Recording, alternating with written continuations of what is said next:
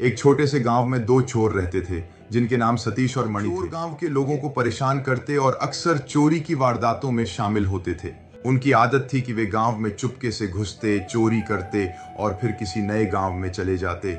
उनके लिए चुराए हुए सामान से पैसा कमाना ही सबसे मेरे दिमाग में एक बात है, हमें और कुछ बड़ा कम करना होगा जिससे हम माफिया डॉन बन सके।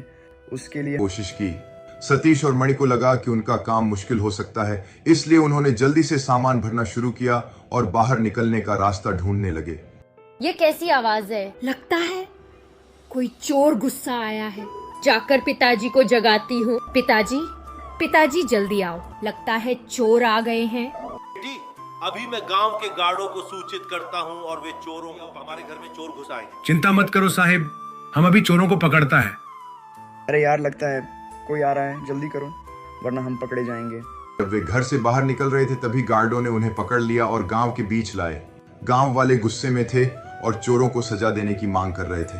व्यापारी ने चोरों को देखा और कहा, इन दोनों ने मेरे घर में चोरी की है और हमारे गांव की शांति को भंग किया है। इन्हें गांव की शांति को भंग किया है। आप सही कहते हैं सेठ जी, इन चोरों ने गांव की शांति को भंग किया है, इन्हें जेल में डाल देना चाहिए। व्यापारी ने कहा, चोरों की सजा सिर्फ जेल में डालना नहीं होनी चाहिए, बल्कि इन्हें एक मौका देना चाहिए कि वे अपनी गलती सुधार सकें। अगर ये लोग सच्चे मन से काम करें और अपनी गलतियों को सुधारें तो हम इन्हें दूसरी मौका दे सकते हैं। सतीश और मणि ने व्यापारी की बात सुनी और समझा कि उन्हें अपनी गलती सुधारने का मौका मिला है। उन्होंने स्वीकार किया कि वे गलत थे और वादा किया कि वे अपनी गलतियों को सुधारेंगे। व्यापारी ने उन्हें 1 महीने के लिए गांव में काम करने का मौका दिया। सेठ जी, हमसे गलती हो गई, हमें माफ कर दो। आगे से हम कभी चोरी नहीं करेंगे और अपनी गलतियों को सुधारेंगे और मेहनत करेंगे। सतीश और मणि ने गांव में काम करना शुरू किया। वे खेतों में काम करने लगे, किसानों की मदद की और गांव के लोगों के साथ समय बिताने लगे। धीरे धीरे उन्होंने महसूस किया कि ईमानदारी से काम करने का जो संतोष मिलता है वह चोरी से कभी नहीं मिल सकता। उन्होंने अपने पुराने तरीके को छोड़ दिया और गांव के लिए अच्छा काम करने का प्रयास किया। 1 महीने बाद व्यापारी और गांव के लोग सतीश और मणि की मेहनत और बदलाव को देखकर प्रभावित हुए। चोरों ने अपनी गलती स्वीकार कर ली थी और अब वे गांव के ईमानदार सदस्य बन चुके थे।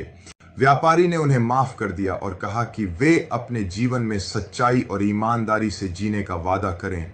नमस्ते सेठ जी, बहुत दिनों बाद आना हुआ। तुम दोनों ने मेरे घर पर चोरी की थी, लेकिन फिर भी मैंने तुम्हें एक मौका दिया और मैं तुम दोनों में ईमानदारी देखना चाहता था। आज मैं तुम दोनों से बहुत खुश हूँ।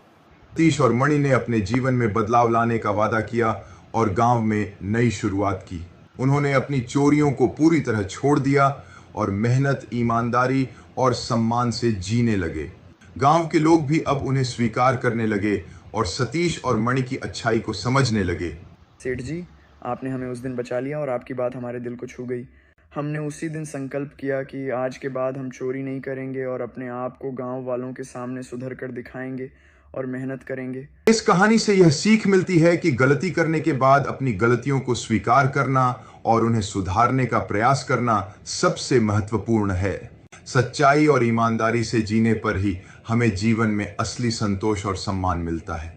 जब हम अपनी गलतियों को सुधारने का प्रयास करते हैं तो समाज भी हमें मौका देता है और हमें एक